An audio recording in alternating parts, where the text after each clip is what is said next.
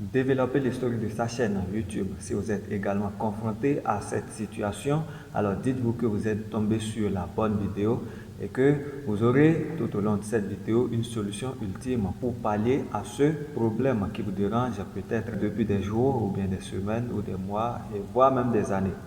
Donc, restez câblés et ne défilez pas la vidéo. Suivez la vidéo étape par étape pour pouvoir résoudre vous-même le problème de développement de l'historique de votre chaîne YouTube.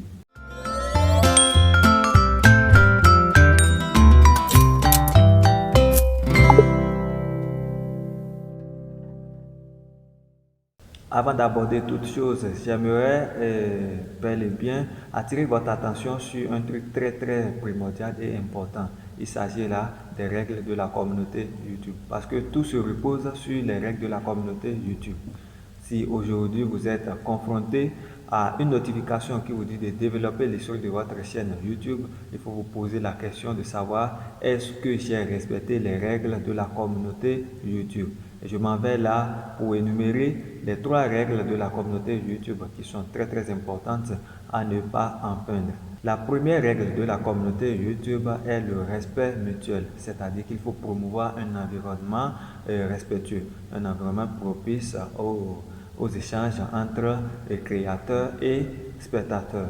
Donc, le respect mutuel, c'est-à-dire, vous allez constater, je suis en train de faire une vidéo, donc lors de l'enregistrement de ma vidéo et également lors du montage de ma vidéo, je n'ai pas, c'est-à-dire, je n'ai pas utilisé des propos violents ou bien des propos qui insistent à la révolte. Donc le respect mutuel, c'est-à-dire le respect qu'il y a entre un créateur et puis les spectateurs avec l'auditeur, ceux qui me suivent. Donc ça regroupe le respect mutuel. Donc il faut promouvoir le respect mutuel. Lorsque, lors de l'enregistrement de votre vidéo ou bien lors du montage de votre vidéo, vous faites quelque chose qui va à l'encontre des respects mutuels, ne vous en faites pas, l'algorithme YouTube va sanctionner votre chaîne. Pas votre vidéo, ça va sanctionner votre vidéo bien sûr, mais une fois que ça sanctionne votre vidéo, mettez-vous en tête que votre chaîne a été sanctionnée. Et lorsque vous allez remplir là les conditions qu'il vous faut pour lancer le programme partenaire YouTube, vous allez constater cette notification qui va vous dire de développer les choses de votre chaîne YouTube. Voilà là la première règle de la communauté YouTube que vous devez faire coûte que coûte pour ne pas piétiner. La seconde règle de la communauté YouTube consiste à mettre en ligne des contenus appropriés. Donc éviter la violence, éviter le harcèlement et le discours de haine. Ça veut rejoindre un peu le respect mutuel, c'est-à-dire la première règle que je viens de préciser. Donc la seconde règle, c'est de publier des contenus appropriés. Donc lors du montage de vos vidéos également, évitez le harcèlement et le discours de haine, évitez la violence, évitez de filmer des vidéos où il y a assez de violence ou bien des tueries et mettre en ligne. Parce que là, il y a des enfants qui suivent les vidéos et il y a également des adultes qui filment des vidéos. Il y a des vidéos qui ne sont pas destinées aux enfants. Donc lorsque vous allez publier des vidéos qui ne sont pas destinées aux enfants et que vous allez mal configurer la mise en ligne de votre vidéo, ne vous en faites pas, l'algorithme YouTube va sanctionner votre vidéo et par là, votre chaîne est également sanctionnée. Donc, je m'en vais au niveau du troisième et dernière règle de la communauté YouTube que j'ai à partager avec vous ce matin. Mais avant de vous donner la troisième règle, n'hésitez pas à vous abonner à la chaîne si vous ne l'avez pas encore fait et à liker la vidéo. Donc, on continue avec la troisième règle. La troisième règle concerne les droits d'auteur. Les droits d'auteur, c'est de respecter les droits des créateurs sur leurs œuvres, par exemple leurs musiques ou bien leurs images ou leurs vidéos. L'usage de contenu protégé doit respecter les lois sur le fair use, limité à des contextes spécifiques contre la critique ou la parodie.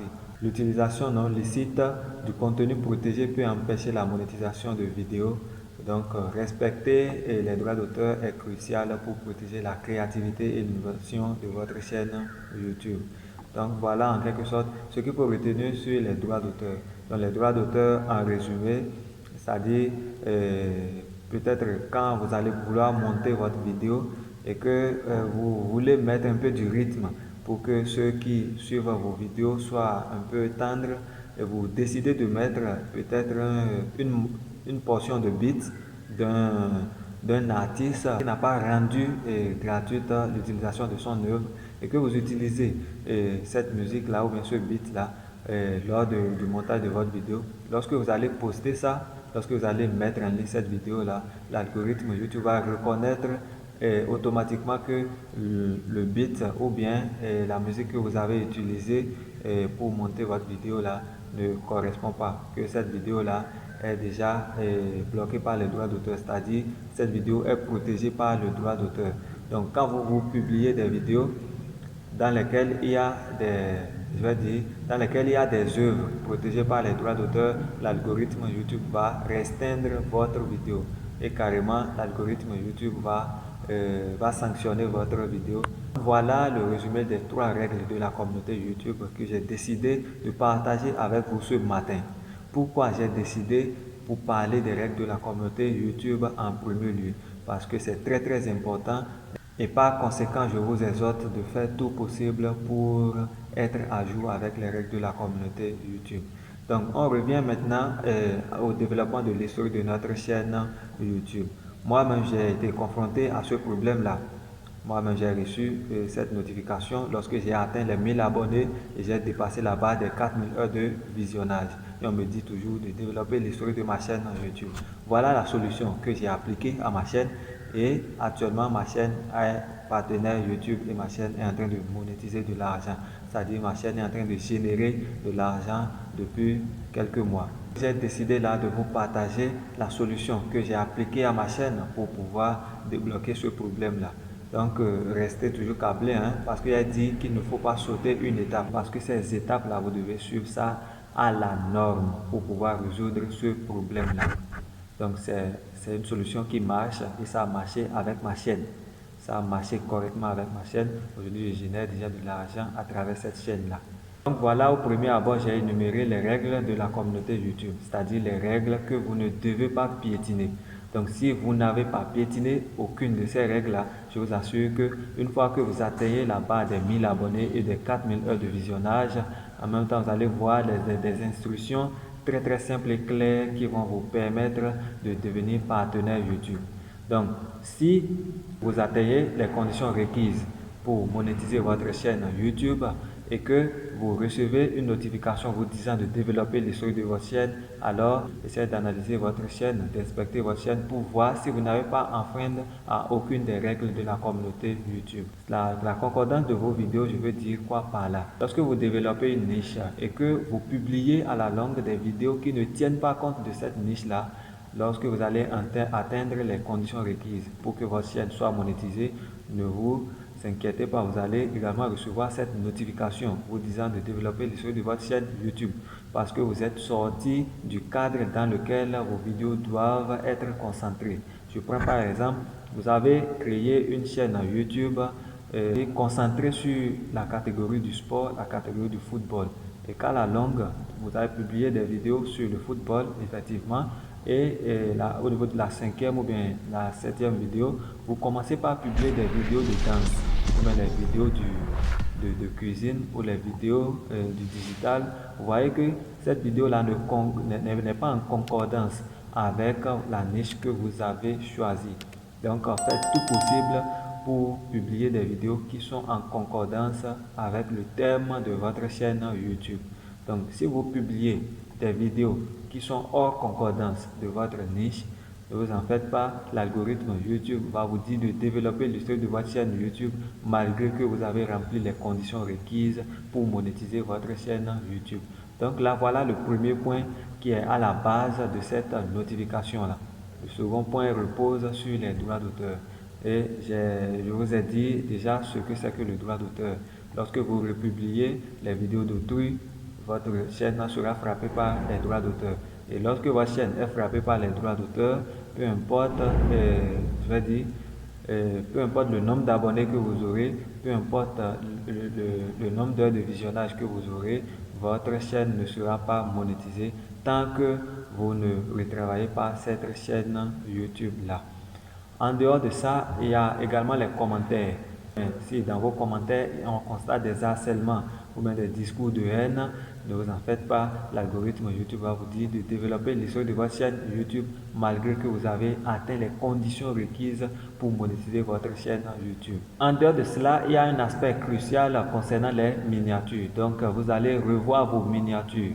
Lorsque vous faites des miniatures qui ne tiennent pas compte des règles de la communauté YouTube, votre chaîne sera également sanctionnée. Je prends par exemple des miniatures que vous concevez et il y a des photos des personnes nues, des photos des femmes avec des fesses ou bien des photos des femmes nues.